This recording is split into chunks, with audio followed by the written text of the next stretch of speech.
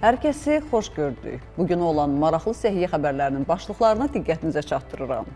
Yeni iynə ilə göz infeksiyasından qurtulmaq mümkün olacaq. Bundan əlavə, ChatGPT-nin yeni istehsalata buraxdığı Health proqramı kifayət qədər ciddi səhvlər edir.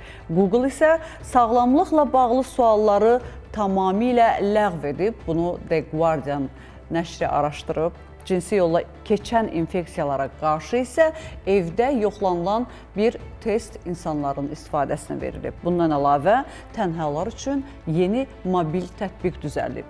Adı bilirsiniz nədir? Ölmüsənmi?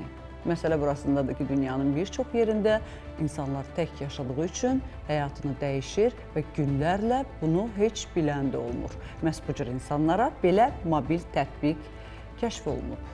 Bu və digər maraqlı xəbərləri izləmək üçün isə bizə sona qədər baxın. Saf televiziyasında Günel İbadovadır.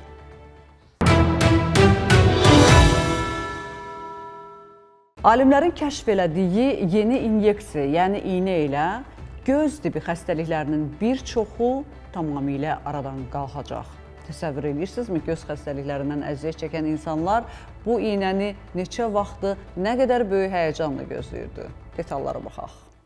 Yeni inyeksiya yüzlərlə insanı korluqdan xilas edə bilər. İnqilabi göz iynəsi görməmi xilas etdi. Bunu tarixdə ilk pasiyent deyib. Həkimlər əvvəl mümkün sayılmayan bir nailiyyətə imza ataraq nadir, lakin təhlükəli göz xəstəliyi olan hipotoniyadan əziyyət çəkən insanların görmə qabiliyyətini bərpa etdiklərini bildirib. Londondakı Murfields göz xəstəxanasında aparılan pilot tədqiqat göstərib ki, yeni müalicə alan 8 pasiyentdən 7-sində müsbət nəticə əldə olunub. İlk pasiyent 47 yaşlı Nikki Guy'dır. O, BBC-yə verdiyi açıqlamada müalicənin həyatını dəyişdiyini deyib. Onun sözlərinə görə əvvəllər yalnız barmaqları saya bildiyi halda, indi görmə cədvəlindəki əksər hərfləri oxuya bilir. Hipotoniya zamanı gözün daxili təzyiqi kəskin azalır və müalicə olunmadıqda korluğa səbəb ola bilər. Hazırda bu üsul Böyük Britaniyada onlarla pasiyentdə sınaqdan keçirilir və alimlər nəticələrin ümidverici olduğunu bildirib.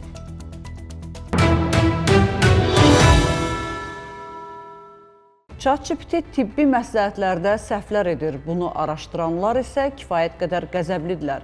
Məsələ o yerə qədər gəlib çatıb ki, həkimin yazdığı dərmanı içmə, o sənin sağlamlığına ziyan vura bilər deyə məsləhətlər belə skrinlənib, bu araşdırmaçılara göndərilib. Skandal var yenə, təbii ki, tibb sahəsində. Baxaq.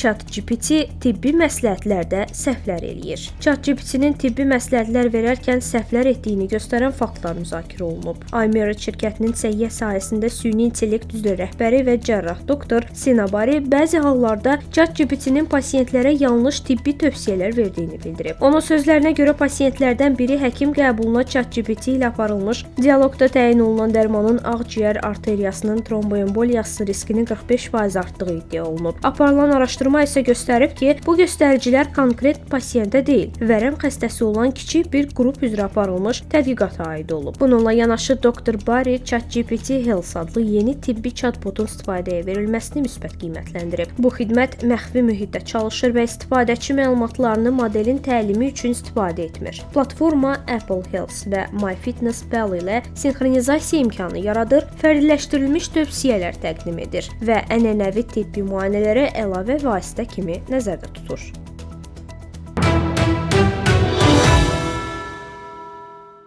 Google isə heç bir açıqlama vermədən sağlamlıqla bağlı bütün sualları və onların cavablarını aradan qaldırıb. Bunu təsadüfən Guardian əməkdaşı aşkarlayıb və bundan sonra böyük bir araşdırma başlanıb. Nəticədə məlum olub ki, həqiqətən də belədir.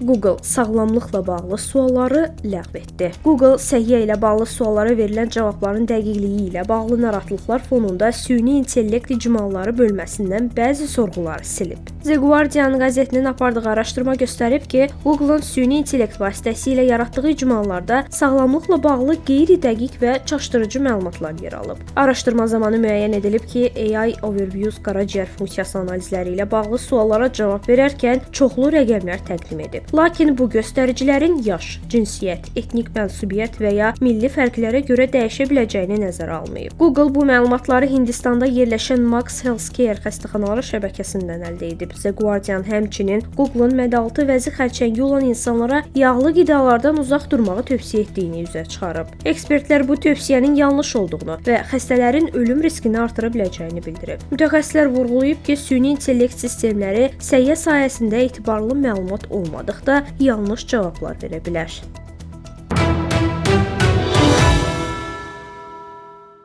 Ölmüsənmi? Mobil tətbiqin adı belədir. Məsələ burasındadır ki, dünyada bir çox insanlar artıq tək yaşayır və həyatlarını itirəndə də bundan heç kim xəbər tutmur. Günlərlə evində tamamilə cansız halda qalmamaları üçün insanlara belə bir tətbiq təklif olunub. Tətbiqdə isə gün ərzində bir neçə dəfə sağ-salmı sualı verilir və sizdə müəyyən bir hissəsi var həmin mobil tətbiqin. Onu dəstəkləyəndən sonra sağ olduğunuz məlum olur. Yox, əgər gün ərzində həmin hissə dəstəklənməsə, məlum olur ki, artıq həyatda deyilsiniz və artıq tətbiqdə sizin ünvanınız olduğu üçün müəyyən insanlar gəlib nəşinizi götürür. Faciəvidir. Əslində, niyə mən övladlarım üçün yaşayım? Nəyə görə həyatımı ancaq özümə həsr eləməyim, mən tək olum deyən insanlara bu mobil tətbiq çox gözəl cavabdır. Çox gözəl. İzləyək.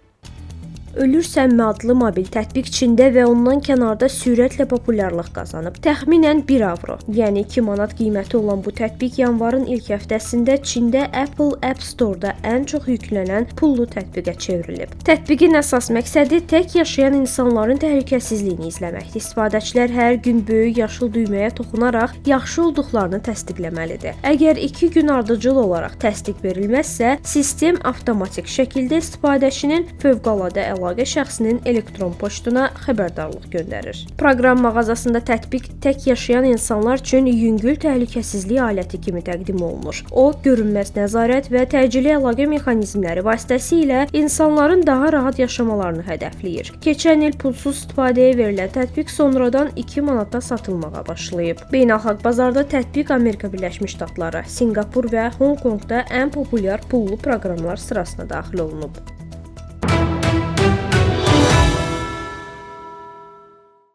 Bugün olan səhiyyə xəbərlərimiz bu qədər. Ümid edirəm ki, hamısını bəyəndiniz. Saf televiziyasında qalın və tibbi maarifləndirmənizi 1-ə 5 artırın. Sağ olun, salamat qalın.